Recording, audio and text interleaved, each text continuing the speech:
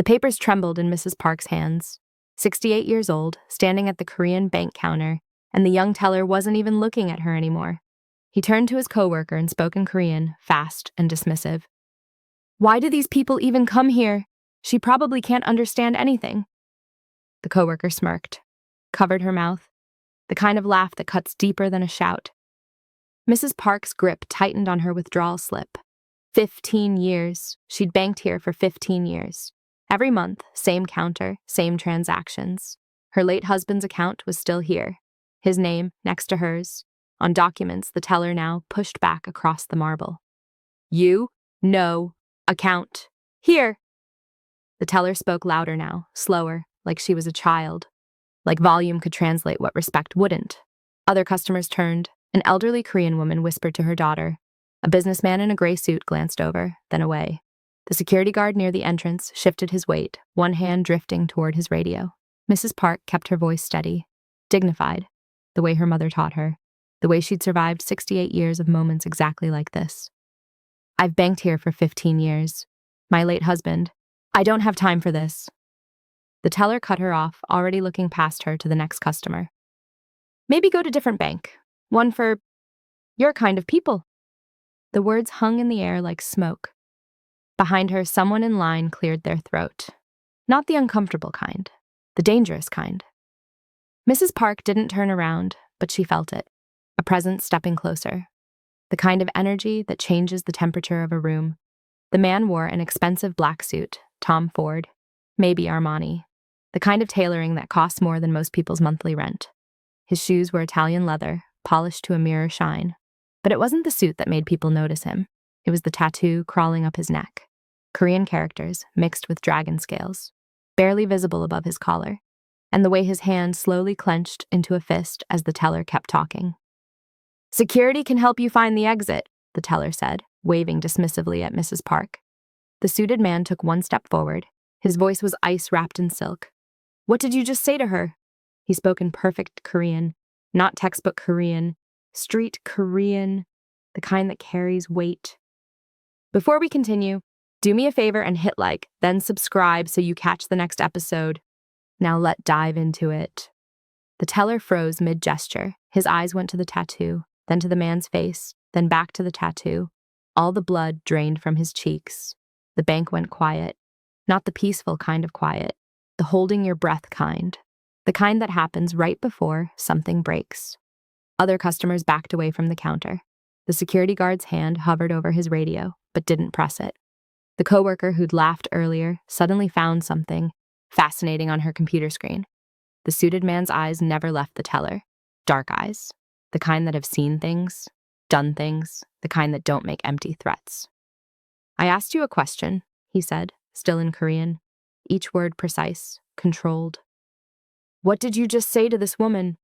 The teller stammered. "Sir, I was just..." "Just what?" The man tilted his head slightly, a predator's movement. "Just disrespecting an elderly woman? Just assuming she doesn't understand Korean? Just telling her to go to a bank for her kind of people?" He rolled his neck. The tattoo shifted, more visible now. The Korean character, Yiri in bold black ink. Loyalty, surrounded by black roses and dragon scales that disappeared beneath his collar. This wasn't just any tattoo. This was a marker, a declaration, the kind that makes people in certain circles take 3 steps back and bow. The bank manager's door opened. A middle-aged man in a navy suit rushed out, sweat already beading on his forehead despite the air conditioning. "Mr. Kang, I didn't know you were... Please, there must be some..." "There's no misunderstanding." The suited man, Mr. Kang, cut him off without raising his voice. Didn't need to. "Your employee just taught me exactly what your bank values." He pulled out his phone. One thumb swipe, one number. The call connected before the second ring. "Cancel all accounts under my name. Transfer everything to Shinhan. Yes, everything. I'll sign the papers by end of business today." The manager's face went gray. "Mr. Kang, please, we can resolve this." "You can resolve it by teaching your staff that respect isn't determined by skin color." Kang finally turned to Mrs. Park. His entire demeanor shifted. The ice melted. His voice switched to English, warm and familiar. "Are you okay, Grandma Park?" Mrs. Park's eyes widened. Her hand went to her chest. Ji-Sun? Her voice cracked. Not from fear, from recognition, from something deeper than that. The teller looked between them, confused, terrified. The manager froze mid-apology. Other customers leaned in slightly, trying to understand the connection. Ji-Sun Kang bowed. A full, formal Korean bow. 90 degrees. The kind you give to elders, to family, to people who matter. Then he gently took her hand in both of his, the way her own grandson might. Code switching in body language, respect in two cultures, merged into one gesture. "I'm so sorry you had to go through this," he said softly, still in English. "You shouldn't have to deal with this kind of ignorance, not here, not anywhere." Mrs. Park's eyes filled with tears, but she smiled, actually smiled. "Ji-Sun she said, using the Korean affectionate suffix. "You got so tall." The bank teller's confusion deepened into horror. This wasn't just any customer defending a stranger. This was personal. This was family. And he'd just disrespected this man's family. Ji-Sun's jaw tightened. He turned back to the teller, switching to Korean again.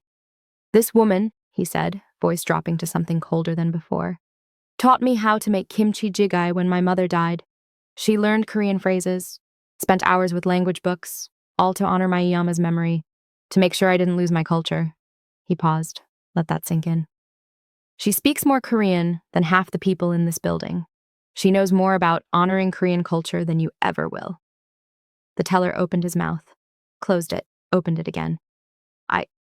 I didn't know." "You didn't know what?" Ji-Sun's voice could cut glass now.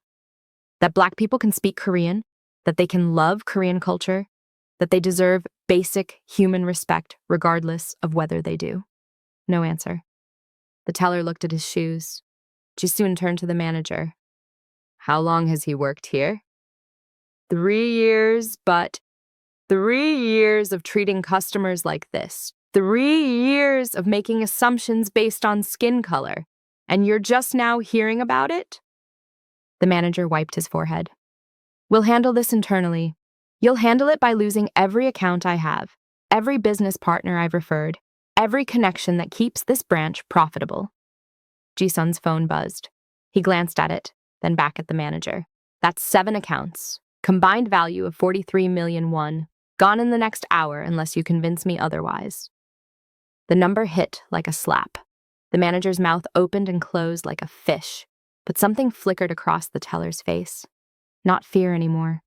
Something uglier, resentment. The kind that comes when someone's worldview cracks but doesn't shatter. "You can't be serious," the teller muttered in Korean. Quiet, but not quiet enough. "All this over..." Ji-Sun's head snapped toward him. "Over what? Say it. Over a black woman?" The teller's face flushed red. He looked away.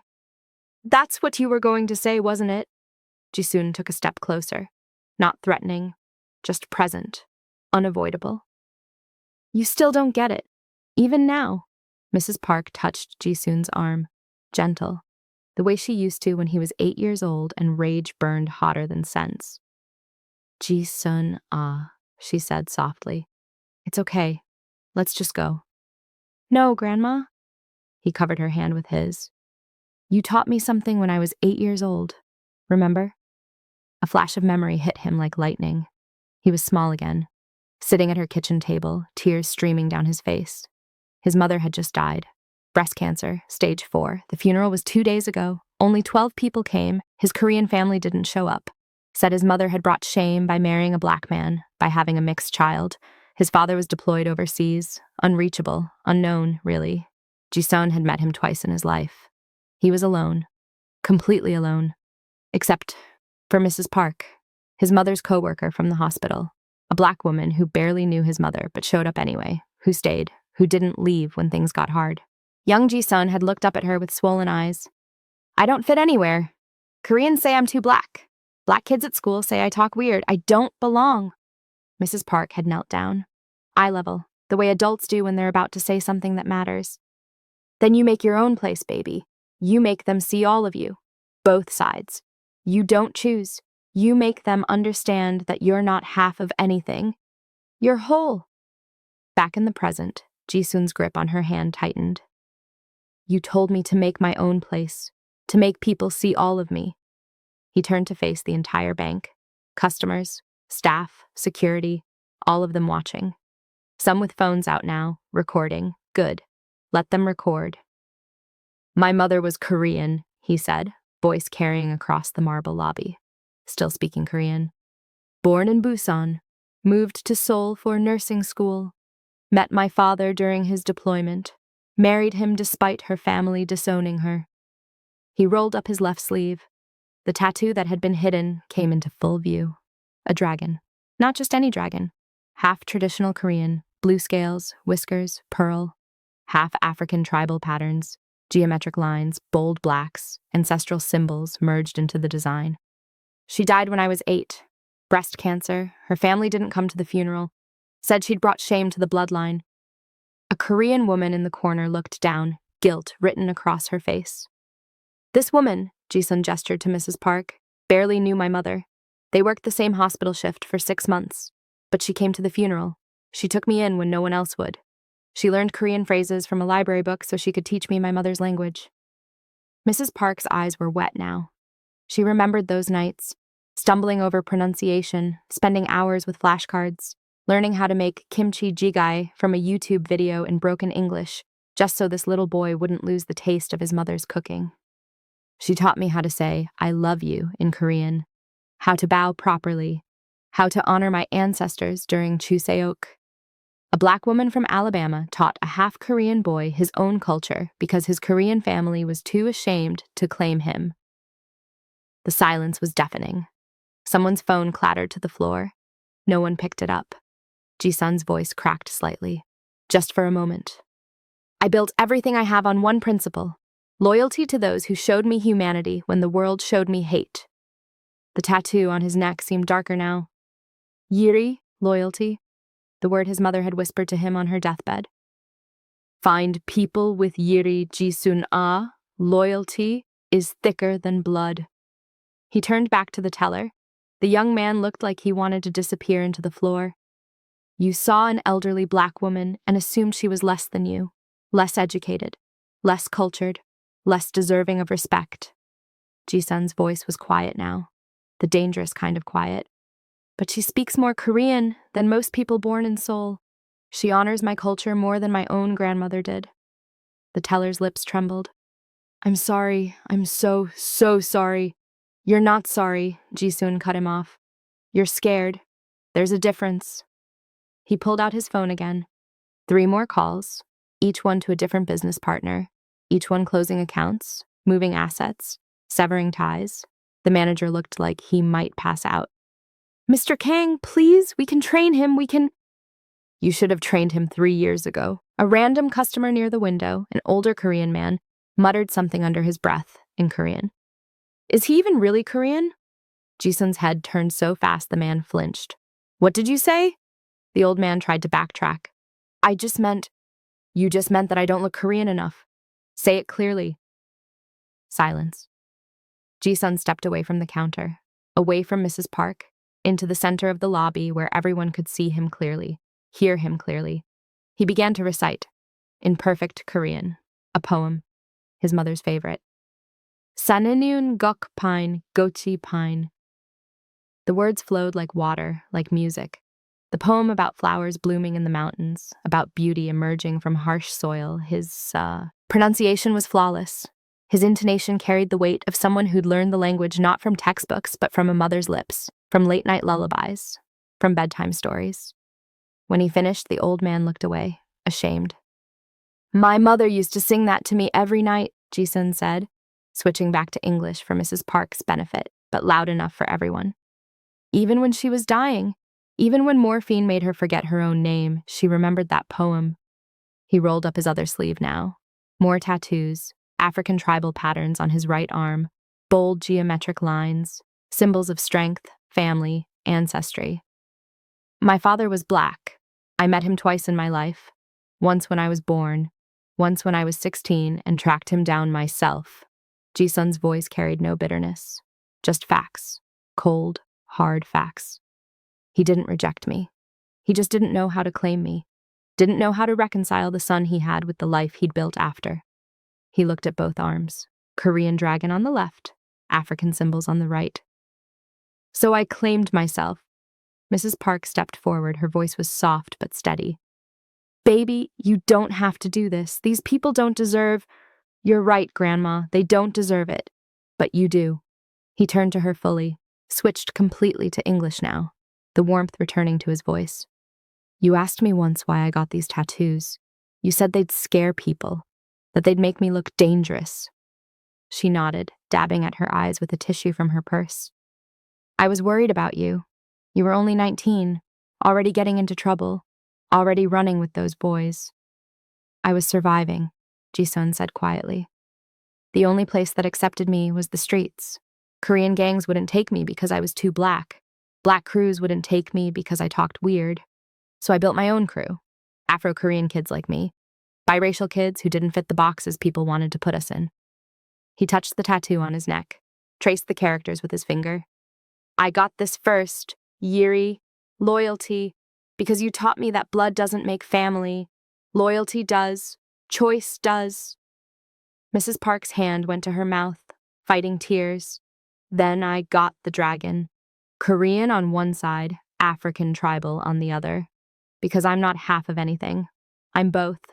Fully Korean, fully black, not divided, merged. He turned back to the bank employees. His voice hardened again. And I got black roses, one for every person who chose me when the world tried to throw me away. He removed his suit jacket, handed it to Mrs. Park. Underneath, his dress shirt was tailored perfectly, and through the thin white fabric you could see it, the full back piece. A gasp rippled through the bank. You want to see what Afro-Korean looks like? Ji-Sun unbuttoned his collar, turned around, pulled the shirt tight against his back so the tattoo was visible through the fabric. This is what it looks like when you refuse to be erased. A Korean tiger merged with an African lion, two apex predators flowing into one another. Korean cherry blossoms on one side, African hibiscus on the other. The craftsmanship was incredible, museum quality, the kind of tattoo that takes years and costs a fortune. This is my mother, he pointed to the tiger. And this is the father I never knew, he pointed to the lion. And these, he gestured to the flowers surrounding them, are all the people who filled in the gaps, who chose to love me when it would have been easier to look away. He turned back around, buttoned his collar, took his jacket from Mrs. Park and slid it back on.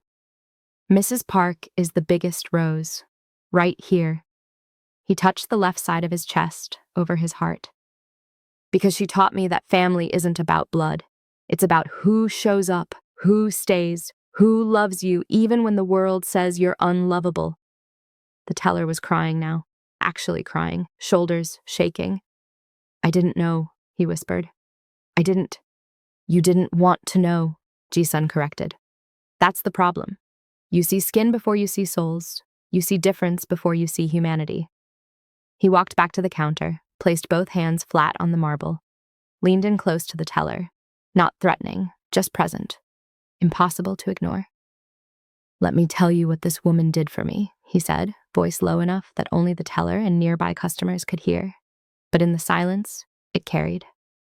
When I was 12, I got jumped by 5 Korean kids from school. They beat me so bad I couldn't see out of my left eye for a week.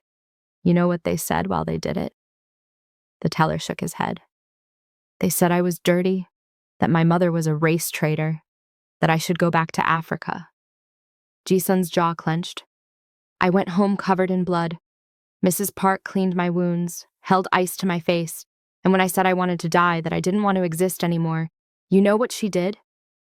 Another headshake.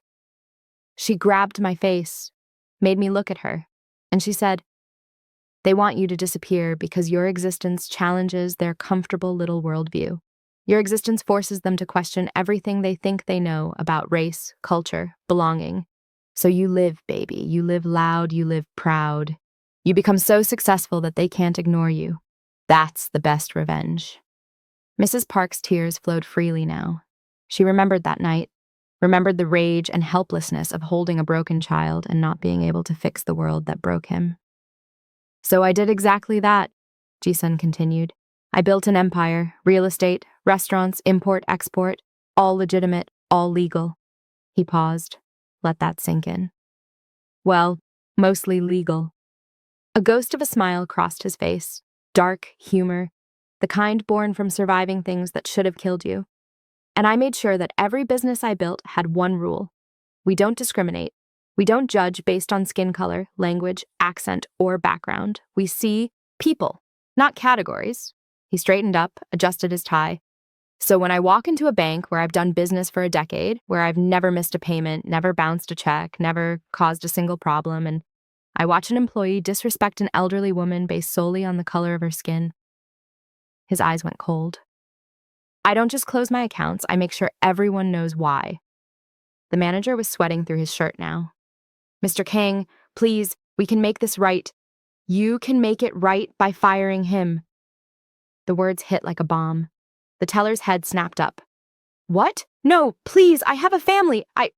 So does she, Ji-Sun gestured to Mrs. Park. She has me and my crew and every single person whose life she touched with her kindness. That's her family.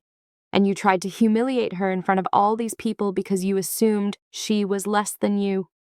The manager looked between Ji-Sun and the teller, calculating, weighing, the cost of keeping one employee versus losing millions in business. I need to discuss this with HR. You have until I walk out that door to decide, Ji-Sun said calmly. Fire him or lose every account connected to my name. That includes the commercial loan for the new branch in Gangnam, the one I personally guaranteed for 12 billion won. The blood drained from the manager's face. That loan was the bank's biggest deal this quarter. Losing it would cost him his job, possibly the jobs of everyone in this branch.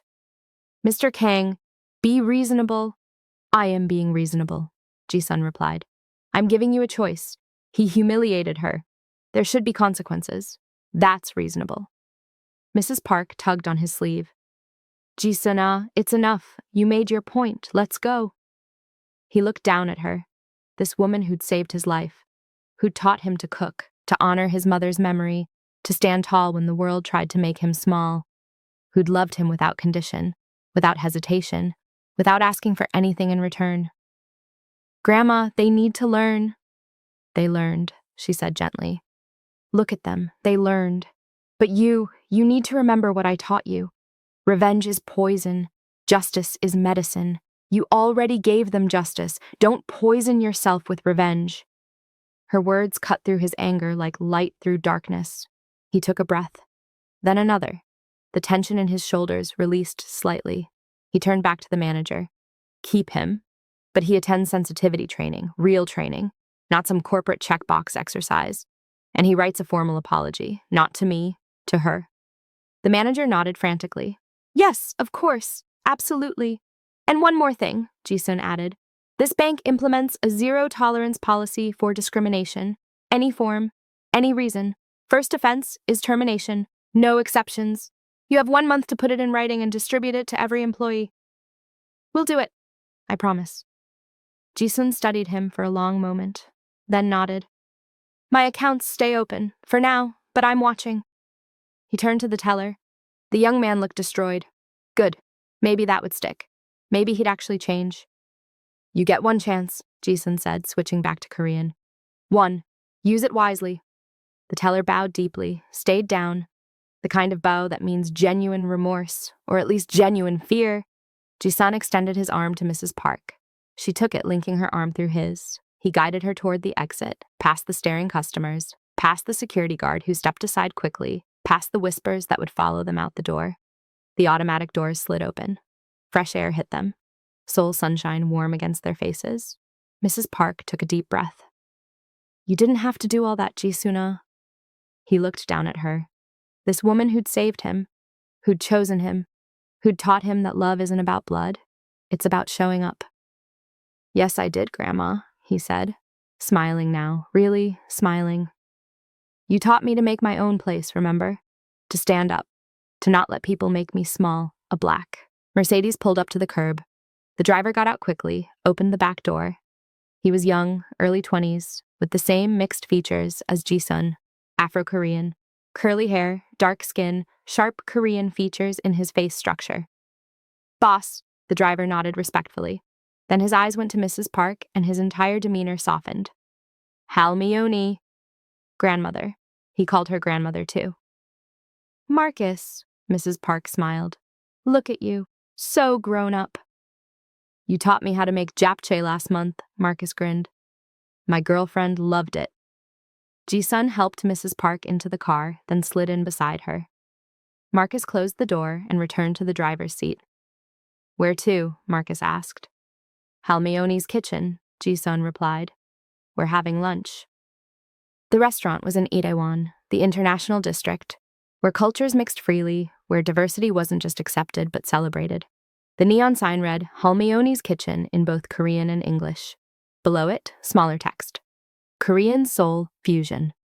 Inside, the lunch rush was in full swing. The space was packed, Korean businessmen in suits sitting next to American soldiers. Black families trying kimchi for the first time, Korean grandmothers nodding approvingly at the bibimbap.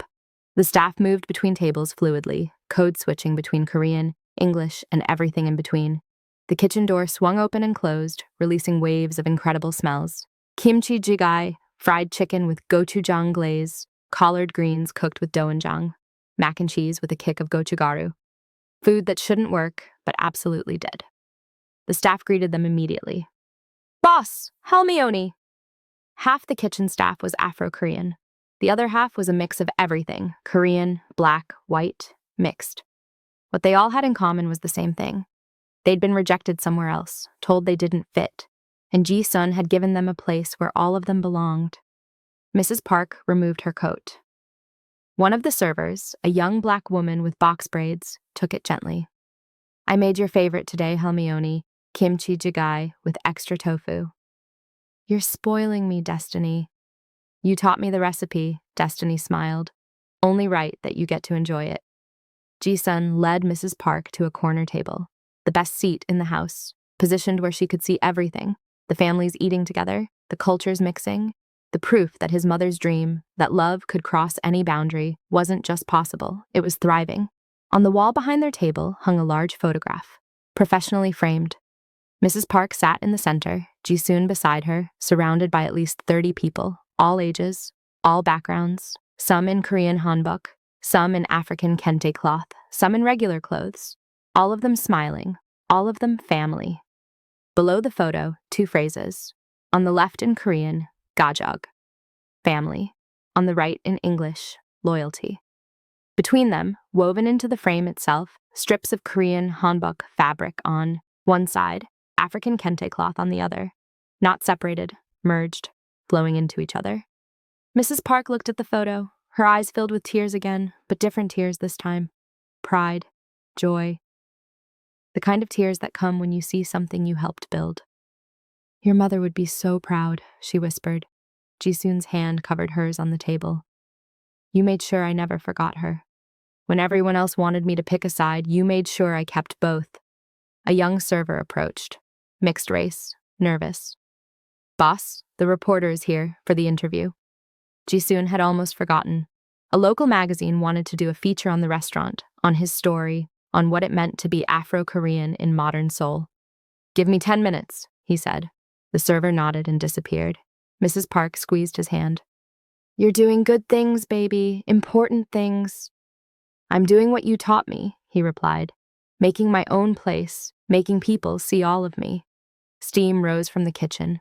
Someone laughed loudly at a nearby table. Korean music played softly through the speakers, mixing with the ambient chatter in multiple languages.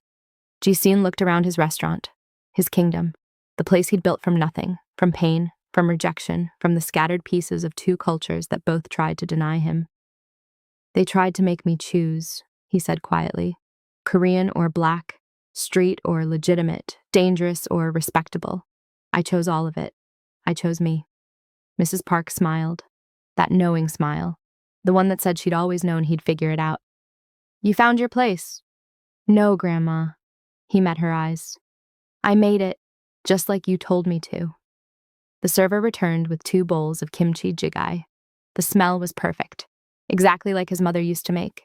Because Mrs. Park had learned the recipe from watching YouTube videos in Korean, pausing and rewinding until she got it right, just so this little boy wouldn't lose the taste of home. They ate in comfortable silence. Around them, the restaurant hummed with life. Korean grandmother at table 6, teaching a black teenager how to use chopsticks.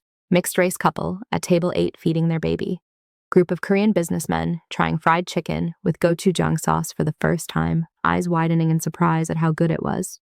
This was the place Ji-Sun had made, where Korean met soul food, where languages mixed freely, where nobody had to choose, where both wasn't a compromise. It was a celebration. After lunch, Ji-Sun walked Mrs. Park to her car. Marcus had it waiting, engine running. "Thank you for what you did today," she said. "At the bank. You don't have to thank me for defending you." "I'm not thanking you for defending me." She touched his face, the way she used to when he was small. "I'm thanking you for defending yourself, for standing in your full identity, for not shrinking. Your mother would be proud. I'm proud." Ji-Sun's eyes burned.